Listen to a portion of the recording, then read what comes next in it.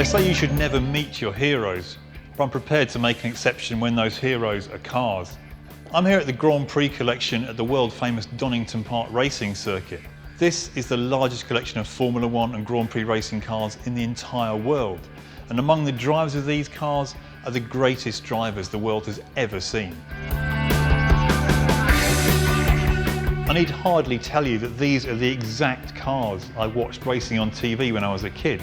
These are the cars that there were posters on my bedroom wall. And these are exactly the same cars that my brother and I used to race on our Scale Extric set. Trouble is, I have a terrible confession to make. I'm actually not here to look at the Formula 1 cars. I fell in with a bad crowd at university and got into rallying.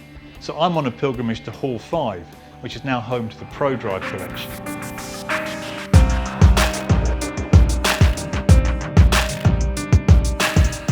To people of my age, the name of ProDrive is synonymous with one car, the Subaru Impreza, and they have two absolute classics in here.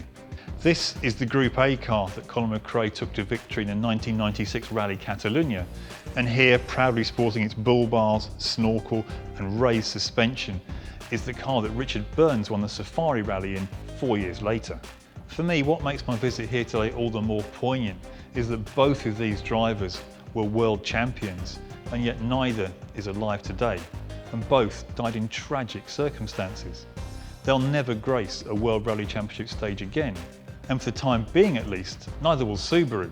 The company withdrew for the competition back in 2008 after winning both the drivers and the constructors title 3 times. Mind you, all is not lost, as Subaru never stopped building the road cars that form the basis for those rally winners, and the spiritual successor to Colin and Richard's cars has just gone on sale in the UK.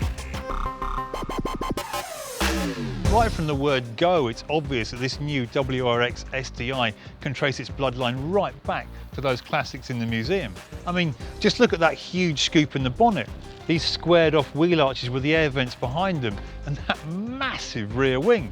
This car could have just driven straight off a rally stage. Naturally, I'm hugely excited to be testing this thing, but I can't deny there are some alarm bells ringing in the back of my mind. You see, the cars in there are 15 to 20 years old, but the basic recipe of this new car doesn't look that much different to theirs. My worry is this: where's the progress?